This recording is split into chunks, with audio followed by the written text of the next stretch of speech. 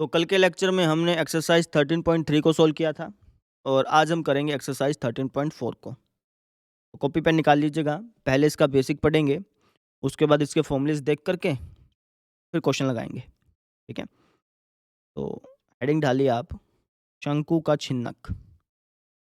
जो हमारा आज का टॉपिक है ना, वो है शंकु का छिन्नक। अब इसका मतलब क्या है वो समझो, ठीक है? शंकु के बारे में तो आप पहले से जानते हैं, शंकु कुछ इस टाइप का होता है, कुछ ऐसा-ऐसा,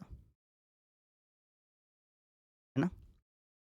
अब मैं आपसे कह देता हूँ कि यार इस शंकु को काट दो, इस शंकु को काट दो। तो आपने क्या किया, इस शंकु को कुछ ऐसा-ऐसा काट दिया, बीच में से ऐसे काट दिया। अब काटने के बाद शंकु कैसा दिखेगा? शंकु कुछ इस तरीके से दिखेगा। उम, कुछ ऐसा, है ना? जब आप इसका बीच में से टुकड़ा कर दोगे तो एक टुकड़ा ऐसे दिखेगा और एक टुकड़ा आपको कुछ ऐसा दिखेगा। बात समझ में आ रही है? आपके पास एक शंकु था, आपने उसको बीच में से काट करके उसके 2 टुकड़े कर दिए। उसमें से एक टुकड़ा आपको ऐसा दिखेगा, दूसरा टुकड़ा आपको ऐसा दिखेगा, है ना? तो ऊपर वाला टुकड़ा तो कहलाएगा शंकु, ये तो वापस से शंकु बन गया, है ना? शंकु की शेप है इसमें। लेकिन जो नीचे वाला टुकड़ा है, जो नीचे वाला टुकड़ा है, ये तो शंकु नहीं बना, ना ही ये बेलन बना। तो ये कौन-सी शेप हुई? ये हुई आपकी शंकु के छिन्नक की शेप, शंकु का छिन्नक। इसे हम बोलते हैं शंकु का छिन्नक। छिन्नक का वैसे सिंपल भाषा में मतलब होता है टुकड़ा, ठीक है ना? तो अगर मैं किसी शंकु के टुकड़े कर देता हूँ, फॉर एग्ज़ाम्पल मैंने 2 टुकड़े कर लिए, ज़रूरी नहीं है कि बिल्कुल बीचों-बीच से करने हैं, कहीं से भी कर लो। आप चाहो तो ऐसे कर लो, ऐसे कर लो, है ना? तो अगर मैं शंकु के 2 टुकड़े कर देता हूँ, तो उसमें से एक टुकड़ा तो शंकु बनता है, जबकि जो दूसरा टुकड़ा है वो बनता है आपका शंकु का छिन्नक। शंकु के बारे में तो आप पहले से ही जानते हैं। इसकी सारी प्रॉपर्टीज़ आपने सीख ली, इसके तीनों फ़ॉर्मूले आपने देख लिए, इसका वक्र पृष्ठीय क्षेत्रफल, इसका कुल पृष्ठीय क्षेत्रफल, इसका आयतन, ये सारी चीज़ें आप जानते हैं। अब हमने पढ़ना है शंकु के छिन्नक के बारे में, इसके बारे में जानना बाकी है। तो आज के इस लेक्चर में इसके बारे में जानेंगे, ठीक है? अच्छा जी, शंकु के छिन्नक की क्या-क्या ख़ास बातें हैं वो देख लेते हैं एक बारी, उसके बाद इसके फ़ॉर्मूले देखेंगे। तो शंकु शंकु के छिन्नक में 2 ख़ास बातें हैं। एक तो क्या कि भैया इसकी 2 त्रिज्याएँ होती हैं, ये और ये। 2 सर्कल हैं तो 2 त्रिज्याएँ होंगी ना, एक तो त्रिज्या होगी ये वाली, है ना? और एक त्रिज्या होगी आपकी ये वाली। आप इनमें से किसी को भी R1 कह दो, फॉर एग्ज़ाम्पल मैंने इसको R1 कह दिया और किसी को भी R2 कह दो, इसको R2 कह दिया। ज़रूरी नहीं है कि हमेशा ही छोटी वाली को R2 कहना है, ऐसा ज़रूरी नहीं है।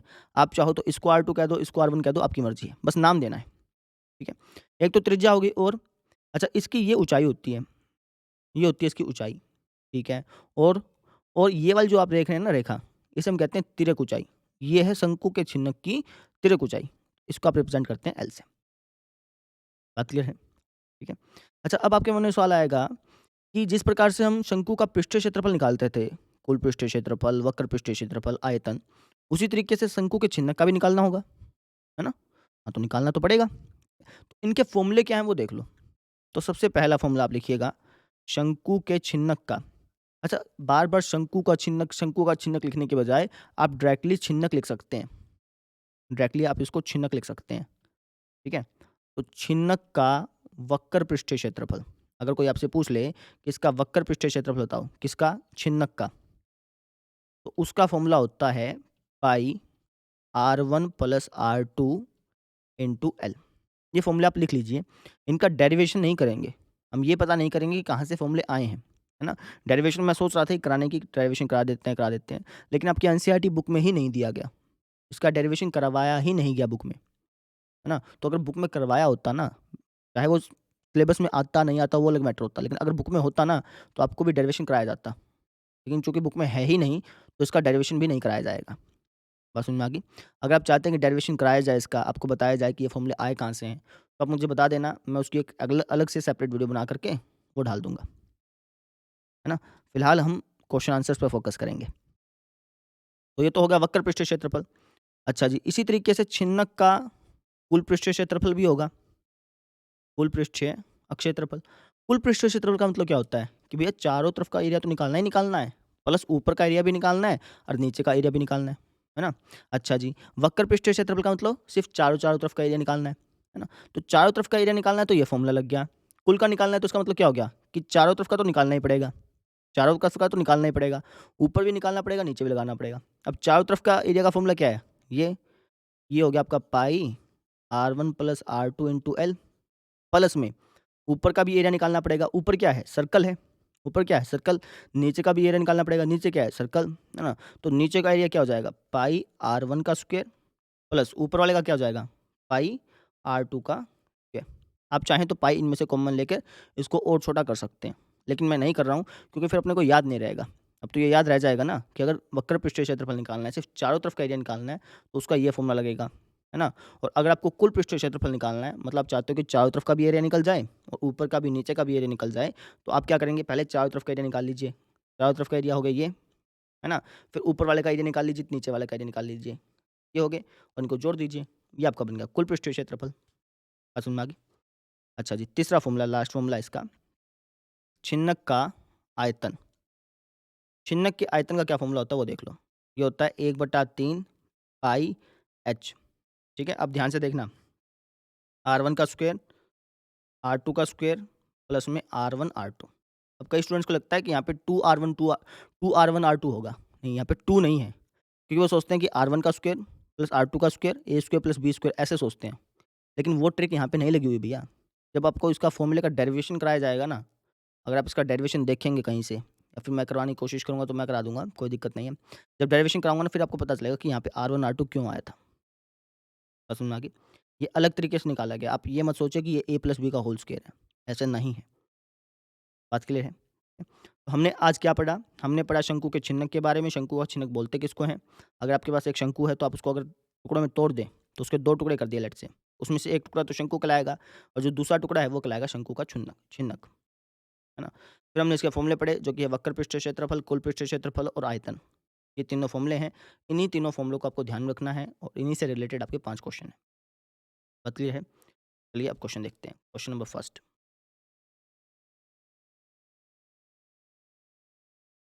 देखिए आपकी जो एनसीईआरटी बुक है उसमें भी यही बताया गया है कि एक शंकु है, आपने उसको बीच में से काट दिया तो एक टुकड़ा ये बन गया, एक टुकड़ा ये बन गया, जिसमें से ये जो टुकड़ा है ये कहलाता है शंकु का छिन्नक। ठीक है? अब ये बातें सारी पढ़ा कीजिए, तो सारी बातें वीडियो में नहीं बताई जाती। हर एक बात कोई ना कोई बात रह ही जाएगी। अगर सारी बातें वीडियो में बताई जाने लगी तो फिर बुक छापना बंद नहीं हो जाएगा। आप समझ रहे हैं ना? ये चीज़ है। अच्छा जी, पहला क्वेश्चन देखिए, बहुत ही आसान और बहुत ही प्यारा सा क्वेश्चन है।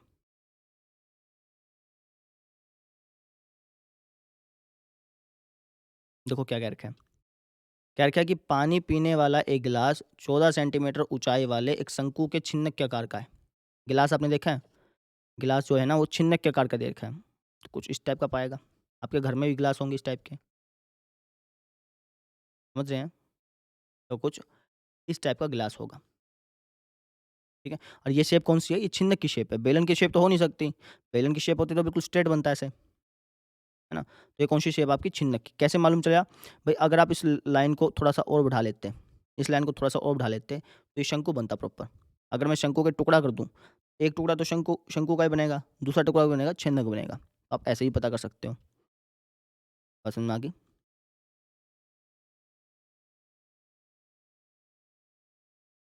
ठीक है? तो शंकु के छिन्नक के आकार का एक गिलास है और बोल दिया कि इस गिलास की ऊँचाई जो है वो है 14 सेंटीमीटर। यानी ये होगी इसकी ऊँचाई, जो कि आपको दे रखी है 14 सेंटीमीटर। ठीक है? और क्या बोला कि दोनों वृत्ताकार सिरों के व्यास दे दिए 4 सेंटीमीटर और 2 सेंटीमीटर। वृत्ताकार सिरे समझ गए? वृत्त के सिरे ये हुए ना, एक तो ये हुआ और एक ये हुआ। इसमें से एक का व्यास है 4 और एक का व्यास है 2। बड़े वाले का 4 होगा। अगर इसका व्यास 4 है तो इसकी त्रिज्या कितनी हो गई? इसकी त्रिज्या होगी 4 का आधा 2 सेंटीमीटर। बात समझ में आ गई? अच्छा इसका व्यास दे रखा है 2, इसका व्यास अगर 2 है तो इसकी त्रिज्या कितनी हो गई? 2 का आधा 1 सेंटीमीटर। बात क्लियर है? आपको इस गिलास की धारिता ज्ञात करनी है। धारिता मतलब आयतन। भई ये गिलास अपने अंदर कितना पानी समा सकता है, कितना पानी इसके अंदर आ सकता है वो मालूम करना है। तो कैसे मालूम करेंगे वो समझो। यानी आपको एक गिलास का आयतन निकालना है। अब खुद इमेजिन कीजिए आपके घर में एक गिलास है और वो एक छिन्नक के आकार का है, तो आप उसका आयतन कैसे निकालेंगे? हमारे पास फ़ॉर्मूला है ना, डायरेक्टली फ़ॉर्मूला अप्लाई करेंगे। हम लिखेंगे यहाँ पे छिन्नक का आयतन, छिन्नक का आयतन। छिन्नक के आयतन का क्या फ़ॉर्मूला बताया मैंने आपको? ये मैंने आपको बताया है 1/3 पाई एच R1 का स्क्वायर प्लस R2 का स्क्वायर प्लस में R1 R2। बात क्लियर है? ठीक है? तो वैल्यू पुट करते हैं 1/3 इंटू पाई की वैल्यू कुछ दे नहीं रखी, तो 22/7 इंटू एच है 14। R1 का स्क्वायर, R1 R2 किसी को भी मान सकते हो, चाहो तो इसको R1 मान लो, इसको R2 मान लो, है ना? एक काम करता हूँ, लिख लेता हूँ। फॉर एग्ज़ाम्पल मैंने इसको R1 मान लिया, इसको R2 मान लिया, दिक्कत नहीं आएगी ना? R1 का स्क्वायर, R1 है 1, 1 का स्क्वायर 1, R2 का स्क्वायर, R2 है 2, 2 का square 4, R1 into R2, R1 और R2 की मल्टीप्लाई करनी है, तो 2 एकम 2। बात समझ में आ गई? तो ये हो गया आपका 1/3 गुणा 22/7 गुणा में 14 इंटू में 4 2 6 और 1 7, 7 से 7 कट गया, और कुछ नहीं कट रहा, तो मल्टीप्लाई कर लो, 22 की 14 से मल्टीप्लाई कर लो, 22 दाएँ 220, 22 चौका 88, 220 और 88 हो गया 300, 220 और 88 ना 308 हो गया, 308/3। अब अगर आप पीछे आंसर देखेंगे, तो मेरे ख्याल से उन्होंने मिक्स फॉर्म में दे रखा है, आप चाहें तो इसको मिक्स फॉर्म में कर लें, ऐसे भाग कर दें, 308 और 3 की, 3 एकम 3, 0, फिर 0 उतारी, 3 जीरो जा 0, कितना बच गया? 0 बच गया, ऊपर से क्या उतारा? 8 उतारा, 3 दूनी 6,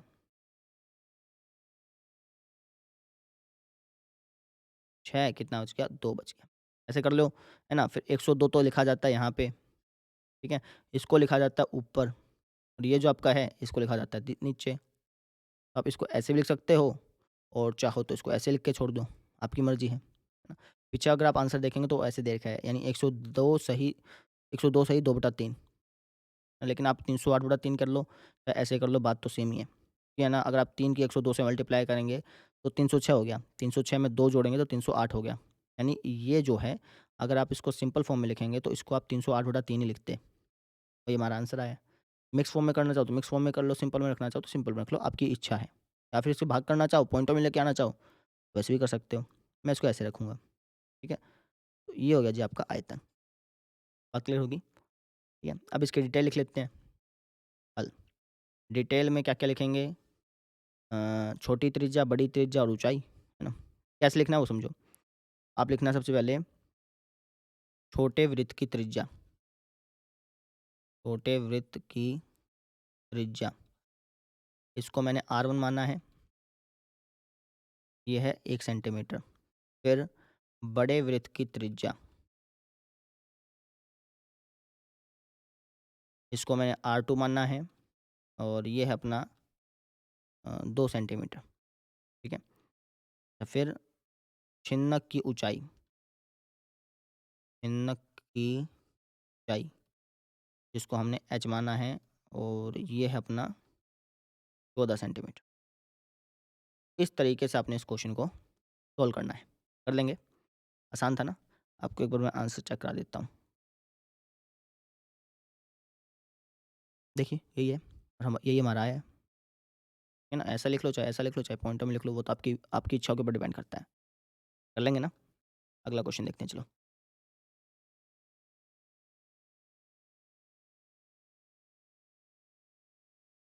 क्वेश्चन नंबर 2।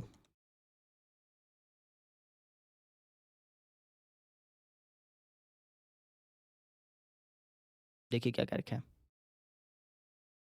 कह दिया कि एक शंकु के छिन्नक की तिर्यक ऊँचाई 4 सेंटीमीटर है, ठीक है?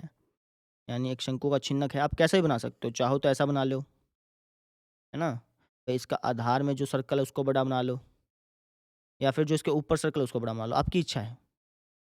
समझ रहे हैं? पिछली बार जो मैंने छिन्नक बनाया, वो कुछ ऐसा था। अब की बार जो मैंने छिन्नक बनाया, वो कुछ ऐसा है। ना? तो इससे कोई फ़र्क नहीं पड़ेगा आंसर पे। चाहे आप ऐसे बना लो, चाहे आप वैसे बना लो, आपकी इच्छा को डिपेंड करता है। तो इसने कह दिया कि एक शंकु का छिन्नक है, उसकी तिर्यक ऊँचाई 4 सेंटीमीटर है। तिर्यक ऊँचाई हम इसको बोलते हैं। तो ये तिर्यक ऊँचाई होगी, ये है 4 सेंटीमीटर, ठीक है? और इसके वृत्तीय सिरों के परिमाप 18 और 6 हैं। अब यहाँ पे समझिए, आपको त्रिज्या नहीं दी, आपको कह दिया कि इनके परिमाप, यानी इसका परिमाप, परिमाप मतलब परिधि, इसकी परिधि और इसकी परिधि। परिधि दे दी अब की बार। इसकी परिधि कितनी है? 18 है, इसकी परिधि कितनी है? 6 है ना? इस छिन्नक का वक्र पृष्ठीय क्षेत्रफल निकालना है, ठीक है जी। अब मुझे ये बताइए, छिन्नक का वक्र पृष्ठीय क्षेत्रफल, इसका फ़ॉर्मूला क्या होता है? छिन्नक का वक्र पृष्ठीय क्षेत्रफल। बुक में देख के बता दीजिए बेशक। छिन्नक के वक्र पृष्ठीय क्षेत्रफल का फॉर्मूला क्या होता है? ये होता है आपका पाई R1 plus R2 into L. आप चेक कर लीजिए, यही होगा। ठीक है ना? बस समझ में आ गई। या फिर उसने ऐसे लिखा होगा pi L sorry R1 plus R2 ऐसे लिखा होगा। ये आपका फॉर्मूला हो गया। अच्छा जी, अगर मुझे वक्र पृष्ठीय क्षेत्रफल निकालना है तो मुझे इस फॉर्मूले में वैल्यू रखनी पड़ेगी। लेकिन दिक्कत ये है कि मेरे पास एल तो है, त्रिज्या ऊंचाई तो है, लेकिन R1 और R2 नहीं है। मुझे त्रिज्या नहीं पता, है ना? तो त्रिज्या कैसे निकालेंगे? आपको परिधि दे रखी है ना, आपको बता रखा है कि इसकी परिधि कितनी है, इसकी परिधि कितनी है। तो अगर परिधि दे रखी है तो आप वहाँ से त्रिज्या निकाल सकते हैं, सिंपल, है ना? कैसे लिखेंगे वो समझो। तो मुझे परिधि दे रखी है ना, सबसे पहले मैं छोटे सर्कल के लिख सकता हूँ। छोटे वृत्त की परिधि, छोटे वृत्त की परिधि कौन सी होगी? 18 की 6 होगी, ऑब्वियस सी बात है, छोटा है तो 6 सेंटीमीटर। ठीक है जी। अच्छा, परिधि का फॉर्मूला क्या होता है? 2 पाई आर होता है ना? इसको लेट्स से मैं R1 मान लेता हूँ, क्योंकि इसकी त्रिज्या अलग है, इसकी त्रिज्या अलग है ना? इसकी त्रिज्या को मैंने मान लिया R1 और इसको मैंने मान लिया R2। ठीक है? तो 2 पाई R1 हो गया 6 सेंटीमीटर। अब यहाँ से मैं R1 की वैल्यू निकाल सकता हूँ। अब आप यहाँ पे 2 तरीके कर सकते हैं। या तो आप एक काम करें, यहाँ पर पाई की वैल्यू रख दें, मतलब ऐसे 2 गुणा 22/7 into R1 equal to 6 centimetre, है ना? तो यहाँ से R1 की वैल्यू निकाल लें ऐसे 6 गुणा में 7 बटे में 22 गुणा में 2। यहाँ पे जो R1 की वैल्यू आएगी, ऐसे फिर R2 की वैल्यू निकाल लें, फिर उसके अंदर रख दें। एक ये तरीका हो सकता है, लेकिन मुझे लगता है कि ये तरीका लेंथी पड़ता है। तो थोड़ा-सा अलग तरीके से करते हैं। कैसे? वो समझो। मैं क्या करूँगा, यहाँ पे R1 निकालना है ना, यहाँ पे डायरेक्टली लिख दूँगा R1 बराबर हो जाएगा 6 बटे में 2 पाई गुणा में है, यहाँ पे भाग में आ जाएगा, ऐसे। नहीं समझे? मैंने क्या कर दिया, R1 निकालना था, तो 2 पाई गुणा में था, भाग में ले आया। आप चाहते तो पाई की वैल्यू रख के भी इसको सोल्व कर सकते थे, कोई इसमें इश्यू नहीं था। लेकिन मैंने जानबूझ करके इसको ऐसे लिखा, ताकि ये थोड़ा-सा क्वेश्चन और ज़्यादा आसान हो जाए, एक नया तरीका आपको पता चल जाए। बात क्लियर है? ठीक है? तो ये होगी जी आपकी R1।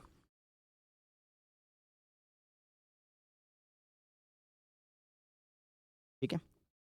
अच्छा जी, अब देखो आप R2 कैसे निकालोगे? आप लिखना बड़े वृत्त की परिधि, बड़े वृत्त की परिधि, ये आपको दे रखी है 18 सेंटीमीटर, ये दे रखी है। अच्छा, परिधि का फ़ॉर्मूला होता है 2 पाई R, लेकिन मैंने बड़े वृत्त की त्रिज्या को R2 माना है, यहाँ पे R2 लिख दूँगा। ये बराबर हो जाएगा आपका 18 सेंटीमीटर। यहाँ से आपको R2 की वैल्यू मिल जाएगी। कितनी हो जाएगी? 18 बटा 2 पाई, 18 बटा 2 पाई सेंटीमीटर। ये आपकी R2 हो गई। बात समझ में आ गई?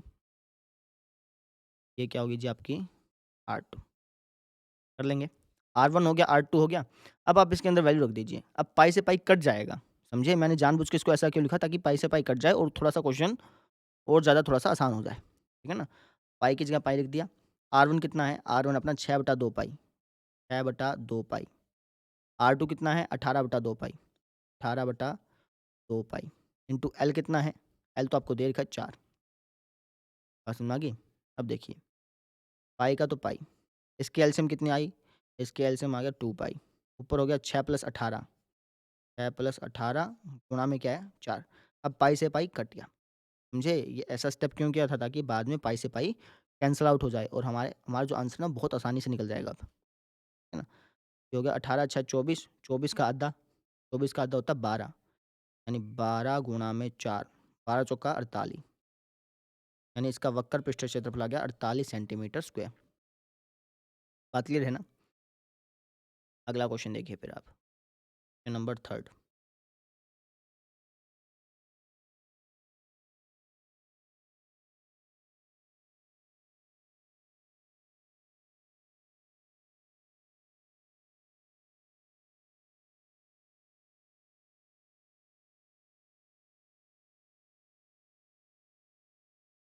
देखिए क्या कह रखा है।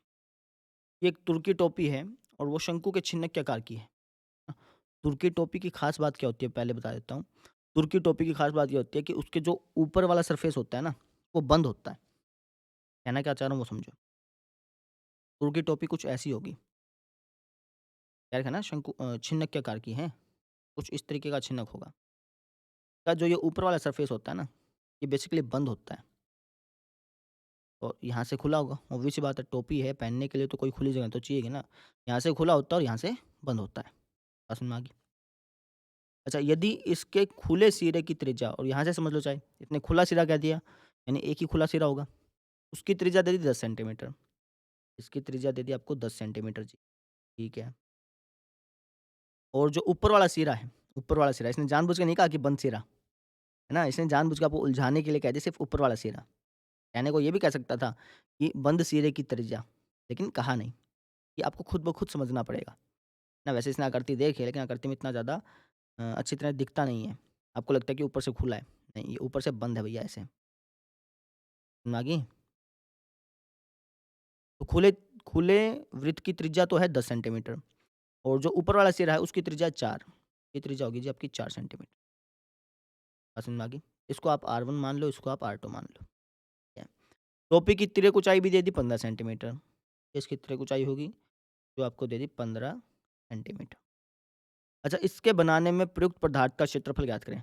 आपको पता करना है कि इसको बनाने में जो मटेरियल लगा है, जो भी मटेरियल लगा है, कपड़ा लगा है जो, उसका एरिया कितना है, वो कितना कपड़ा लगा होगा ये मालूम करना है। कैसे मालूम करेंगे वो समझो। तो कपड़ा कहाँ-कहाँ पे लगा है, एक तो इसके चारों ओर यानी इसके एक इसके वक्र भाग पे और एक इसके ऊपर लगा है ना? यानी अगर मुझे कपड़े की मात्रा ज्ञात करनी है, ये पता करना है कि कपड़े का क्षेत्रफल कितना है, तो मैं कैसे कर सकता हूँ, इस छिन्नक का वक्र पृष्ठीय क्षेत्रफल प्लस ऊपर वाले आधार का क्षेत्रफल या फिर आधार कौन-सा वृत्त है ना, या फिर कह सकते हो छोटे वृत्त का क्षेत्रफल। जब आप इन दोनों को जोड़ देंगे, तो आपको पता चल जाएगा कि आपका कितना कपड़ा लगा है। आप लिख दीजिए यहाँ पे प्रयुक्त पदार्थ का क्षेत्रफल, प्रयुक्त पदार्थ का क्षेत्रफल, यहाँ से देख लो। ये निकालना था ना, ये लिख दिया मैंने। प्रयुक्त पदार्थ का क्षेत्रफल कैसे निकालोगे? छिन्नक का वक्र पृष्ठीय क्षेत्रफल, छिन्नक का वक्र पृष्ठीय क्षेत्रफल प्लस में ऊपर वाले आधार का क्षेत्रफल। ऊपर क्या है? सर्कल है। कौन-सा? छोटा। तो आप लिख दीजिए छोटे वृत्त का क्षेत्रफल। बड़े वृत्त का क्यों नहीं निकाला भाई क्षेत्रफल? छोटे का क्यों निकाल रहे हैं? क्योंकि ऊपर-ऊपर से बंद है ना, नीचे से थोड़ी बंद है। छोटे वृत्त का क्षेत्रफल। नीचे से बंद होता तो फिर टोपी काहे की? टोपी कैसे बन गई फिर? बनती नहीं। अच्छा, वक्र पृष्ठीय क्षेत्रफल का फ़ॉर्मूला क्या होता है? 1/3 पाई वक्र पृष्ठीय क्षेत्रफल का ना? नहीं, 1/3 नहीं होता, मिस्टेक है। इसका होता है पाई R1 plus R2 into L। आप चेक कर लीजिए इसको, यही होगा। छोटे वृत्त का क्षेत्रफल, इस छोटे वृत्त का क्षेत्रफल क्या होगा? पाई R स्क्वायर होगा। लेकिन यहाँ की त्रिज्या मैंने R1 मानी है, इसलिए मैं R1 लिख देता हूँ। अच्छा, इन दोनों में कॉमन क्या है? इसमें और इसमें कॉमन क्या है? पाई कॉमन है। यहाँ पे क्या हो गया? R1 plus R2 into L plus में R1 का स्क्वायर। अब इससे आगे वाला जो पार्ट है, यानी अब मैं कैलकुलेशन करूँगा, वो आप कैलकुलेशन मत देखिए। उसको आप खुद ब खुद सॉल्व करिए और इंटरेस्ट भी आएगा आपको, क्वेश्चन आसान भी लगेगा, समझ में भी आएगा। कैलकुलेशन मत देखा कीजिए, है ना? मैं करवा देता हूँ ताकि भाई किसी की कहीं गलती हो जाए, पता ना चल भाई कैलकुलेशन कैसे करनी है वो देख ले। पाई की वैल्यू कुछ बोली है इसने? नहीं बोली। पाई की जगह आप रखेंगे 22/7 R1 प्लस R2। R1 कितना अपना 4, R2 कितना है 10। इन दोनों को जोड़ना है। डायरेक्टली जोड़ देते हैं, 10 और 4 14 हो गया। L कितना है? 15 है। प्लस R1 का स्क्वायर, R1 कितना अपना 4, 4 का स्क्वायर कितना होगा? 16 होगा।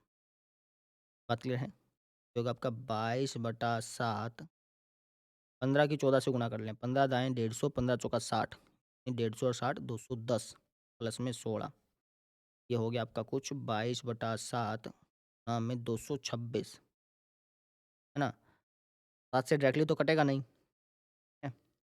तो कुछ कट तो रहा नहीं है, कोई बात नहीं। एक काम करो, मल्टीप्लाई कर लो आप इसकी। 226 की 22 के साथ मल्टीप्लाई ही कर लो। ये 12 एक आंसर ऊपर 2 दूनी 4 और 1 5, 2 दूनी 4, 26 दूनी 452 वापस आ गया। 2 7 4 यानी क्या आ गया 4972 बटे में 7। अगर आप इसको काटना चाहें तो काट सकते हैं, इसको आप मिक्स फॉर्म में लिखना चाहें तो मिक्स फॉर्म में लिख सकते हैं। मिक्स फॉर्म में लिखेंगे तो आपका जो आंसर है वो पीछे वाले आंसर से मैच हो जाएगा, है ना? लेकिन कोई ज़रूरी नहीं है कि हमें भैया पीछे वाला आंसर ही मैच करना है। आप चाहे इतना छोड़ाएँ, चाहे इसको काट के छोड़ाएँ, आपकी मर्ज़ी है। आपको बस तरीका सही होना चाहिए। तो मैं काट ही देता हूँ। 2 सत्त 49, 7 एकम 7, 2 तो जाता नहीं, 7 ज़ीरो ज़ा 0, पॉइंट लग गई। 2 का बन गया 20, 7 दूनी 14, क्या बच जाएगा 60, सत्तू अट्ठू 56, ना कुछ ऐसा-ऐसा आएगा। यानी हमारा आ गया 710.28 सेंटीमीटर स्क्वायर। इतना हमारा कपड़ा लगा है, 710.28 सेंटीमीटर स्क्वायर। समझ में आ गई? अच्छा, अब 710.28 सेंटीमीटर स्क्वायर मतलब क्या हुआ? यानी अगर मैं इस कपड़े के ऊपर छोटे-छोटे स्क्वायर बनाने लग जाऊँ ना, छोटे स्क्वायर बनाने लग जाऊँ, तो वो स्क्वायर बनेंगे 710 पॉइंट, मतलब 710 मान लो। बात समझ में आ गई? अच्छा, अब आप कहेंगे जी जब हम दुकान पे कपड़ा माँगने जाते हैं, तो हम ऐसा तो कहते नहीं कि जी मुझे 12 सेंटीमीटर स्क्वायर कपड़ा दे दो, 13 सेंटीमीटर स्क्वायर कपड़ा दे दो, है ना?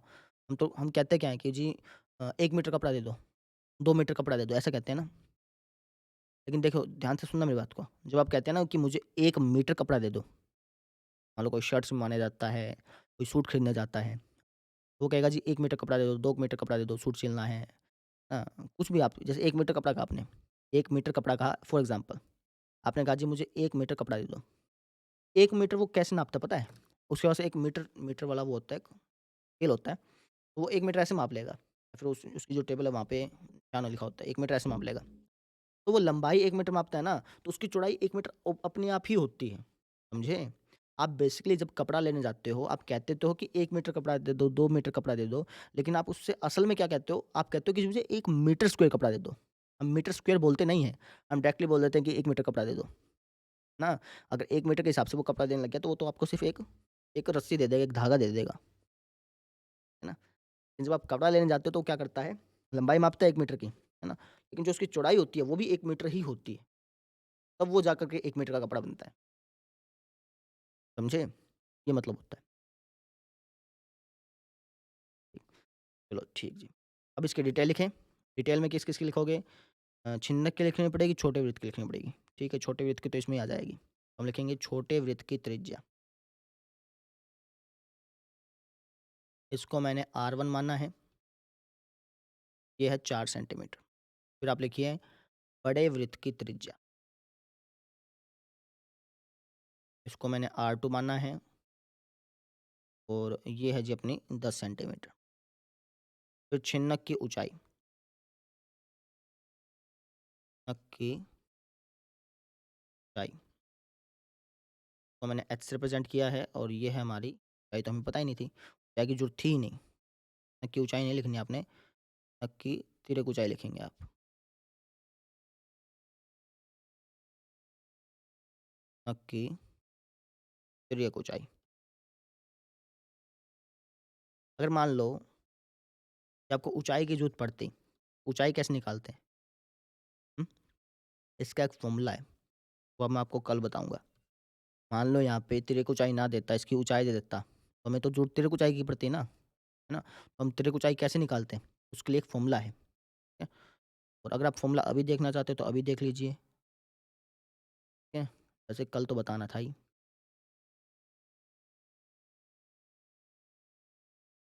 ये है इसका फ़ॉर्मूला, ये रहा। L बराबर h square plus R1 minus R2 का होल स्क्वायर, है ना? अगर आपको L निकालनी है तब भी यही फ़ॉर्मूला है, h निकालना है तब भी यही फ़ॉर्मूला है। h निकालना है तब भी ये निकल जाएगा, कोई दिक्कत नहीं आती इसमें। भाई आपको अगर h निकालना है, L दे रखा है तब भी ये निकल जाएगा, दोनों साइड स्क्वायर करना पड़ेगा। वहाँ से आपकी h की वैल्यू निकल जाएगी, कोई दिक्कत नहीं आई। बात समझ गए? ठीक है। अच्छा, ये जो L का फ़ॉर्मूला है ये कहाँ से आया? ये आपको नहीं बताया जाएगा, क्योंकि आपके एनसीईआरटी बुक में ही नहीं बताया गया। अगर आपके एनसीईआरटी बुक में बताया होता ना कि ऐसे-ऐसे आया है, तब को आपको बता देते, है ना? और ऐसा नहीं है कि मुझे नहीं पता है, मुझे पता है ये एल का फॉर्मूला कैसे आया, ये डेरिवेशन कैसे हुई है। लेकिन अगर आप कमेंट सेक्शन में लिखेंगे कि हाँ जी, मुझे बताइए कि शंकु के छिन्न का आयतन कैसे आया होगा, वक्र पृष्ठ क्षेत्रफल का फॉर्मूला कैसे आया होगा, तब तो इसकी स्पेशल वीडियो बनाएँगे, है ना? अगर आप कहेंगे कि नहीं ठीक है, चलने दीजिए कोई दिक्कत नहीं है, वैसे चलने देंगे कोई दिक्कत नहीं। बात समझ में आ गई ना? अगर ये एनसीईआरटी की बुक में इसका डेरिवेशन होता ना, एनसीईआरटी की बुक में बता रखा होता कि फॉर्मूले आए कहाँ से हैं, तो आप बेशक ना भी कहते ना कि जी मत बताइए, तब भी मैं बताता, ठीक है? लेकिन एनसीईआरटी की बुक में है ही नहीं, इसलिए बताया नहीं गया। बात समझ में आ गई? यहाँ पे लिखा भी हुआ है। इन सूत्रों को त्रिभुजों की समरूपता की अवधारणा का प्रयोग करके सिद्ध किया जा सकता है, लेकिन हम यहाँ पे सिद्ध नहीं करेंगे। इन्होंने नहीं किया तो आपने नहीं किया। बात समझ में आ गई? तो बस आज 3 ही क्वेश्चन करेंगे और बाकी 2 क्वेश्चन बच गए और वो अच्छे-अच्छे क्वेश्चन हैं, वो कल करेंगे। ठीक है? कल मिलते हैं फिर। Thank you.